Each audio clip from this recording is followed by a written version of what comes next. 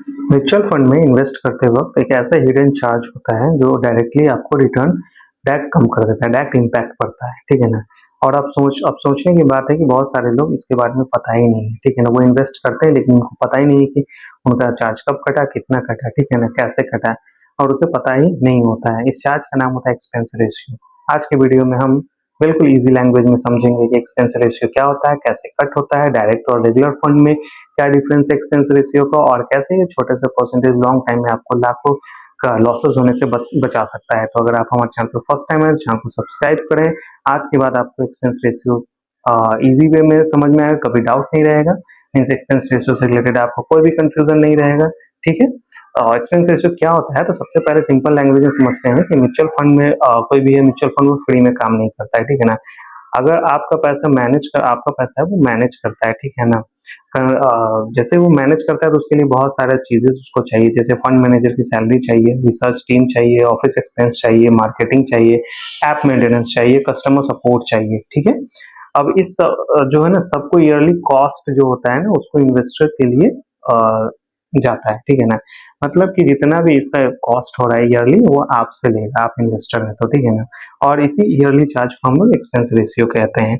मान लो एग्जांपल देता हूँ, रियल लाइफ एग्जांपल, तब ज्यादा आपको समझ में आएगा।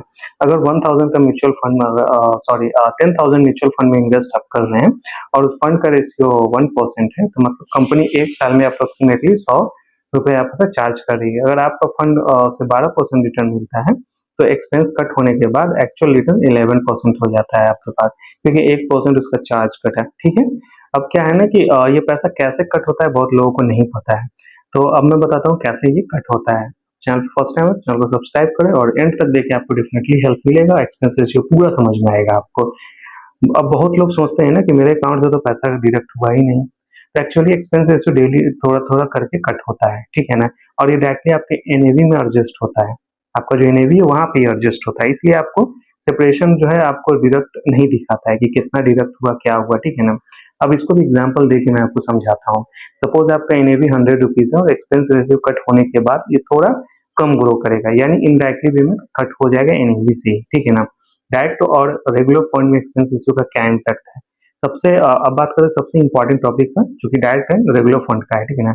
डायरेक्ट फंड में क्या होता है ना, आप डायरेक्टली एएमसी से इन्वेस्ट करते हैं, बीच में कोई एजेंट या ब्रोकर नहीं होता है, इसलिए इसका एक्सपेंस रेशियो कम होता है, रिटर्न थोड़ा बेटर होता है। रेगुलर फंड में क्या होता है ना कि ब्रोकर एजेंट इन्वॉल्व होता है थोड़ा, ठीक है ना। तो उसका कमीशन उसको देना पड़ता है, ब्रोकर को क्या करना है, ब्रोकर को कमीशन देना पड़ता है। एक्सपेंस रेशियो ज्यादा होता है, रिटर्न कंपेरेटिवली कम होता है इसका, क्योंकि कमीशन देता है, ठीक है ना। तो पावरफुल कंपेरिजन क्या है ना कि मान लो कि दो फंड है रिटर्न, ठीक है ना, एक का एक्सपेंस रेशियो फंड ए का 2% एंड बी का 0.5% है, ठीक है। अब क्या होता है ना कि दोनों में 1.5% का डिफरेंस है, ठीक है। कितना का डिफरेंस है, 1.5% का, लेकिन ये 15 से 20 साल बाद ये डिफरेंस लाखों में होता है, ठीक है ना। तो ये डायरेक्ट इम्पैक्ट करता है आपके लॉन्ग टर्म इन्वेस्टमेंट प्रॉफिट पे, ठीक है ना। अब क्या है ना कि आप सोचो कि अगर आप हर मंथ 5,000 के एफआईपी कर रहे हैं और एक्सपेंस रेशियो 1.5% एक्स्ट्रा आप दे रहे हैं, तो 20 साल बाद आपका जो पोटेंशियल प्रॉफिट है वो लाखों में कम हो सकता है। यही रीजन है कि एक्सपीरियंस जो इन्वेस्टर है वो एक्सपेंस रेशियो को सीरियसली देखते हैं, ठीक है ना। मुझे लग रहा है कि आपको एक्सपेंस रेशियो समझ में आ रहा है। कोई भी क्वेश्चन क्वेरी आप कमेंट कीजिए, डेफिनेटली आपका नेक्स्ट वीडियो में रिप्लाई दिया जाएगा, ठीक है। अब समझते हैं क्या हमेशा एक्सपेंस रेशियो बेस्ट होता है, ठीक है ना। एक इंपॉर्टेंट बात है, सिर्फ लो एक्सपेंस रेशियो करके फंड कभी मत चूज कीजिएगा, आपको बहुत सारी चीज देखना पड़ेगा। फंड का परफॉर्मेंस देखना पड़ेगा, रिस्क लेवल देखना पड़ेगा, फंड मैनेजर देखना पड़ेगा, पोर्टफोलियो क्वांटिटी देखना पड़ेगा, और कंसिस्टेंसी भी देखना पड़ेगा। कभी कभी क्या होता है ना, थोड़ा हाई एक्सपेंस रेशियो वाला फंड बेटर परफॉर्मेंस कर देता है, ठीक है ना।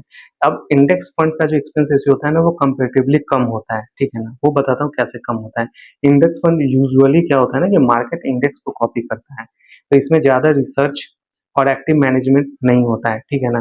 क्योंकि डायरेक्ट ये इंडेक्स कॉपी करना, तो जो इंडेक्स में फंड हो रहे हैं 50, और अगर निफ्टी 50 है तो 50 उसमें स्टॉक्स है, तो उसी को ये फॉलो करता है, तो एक्सपेंस रेशियो इसका बहुत कम हो जाता है। इसी वजह से क्या हो रहा है ना कि आज बहुत सारे investor indirectly sorry index fund में वो प्रेफर कर रहे हैं, इन्वेस्ट कर रहे हैं। तो फाइनल कंक्लूजन यही निकल रहा है, एक्सपेंस रेशियो क्या है, म्यूचुअल फंड जो है ईयरली मेंटेनेंस चार्ज होता है, और ये आपके रिटर्न में से जो है ऑटोमेटिकली कट करता है, एनएवी को ये एडजस्ट करता है। लॉन्ग टर्म इन्वेस्टर में ये स्मॉल परसेंटेज भी ह्यूज डिफरेंस क्रिएट करता है, और इसीलिए जो है स्मार्ट इन्वेस्टर है ये सिर्फ रिटर्न नहीं देखते, एक्सपेंस रेशियो भी चेक करते हैं, तो आप भी चेक करें, ठीक है। अगर आपको ये वीडियो यूज़फुल लगा हो तो चैनल को लाइक करें, सब्सक्राइब करें और म्यूचुअल फंड और इन्वेस्टिंग को ईज़ी लैंग्वेज में समझने के लिए चैनल को सब्सक्राइब ज़रूर करें। कोई भी क्वेश्चन हो तो कमेंट में करें, आपको रिप्लाई दिया जाएगा। Thank you, thanks for watching my video.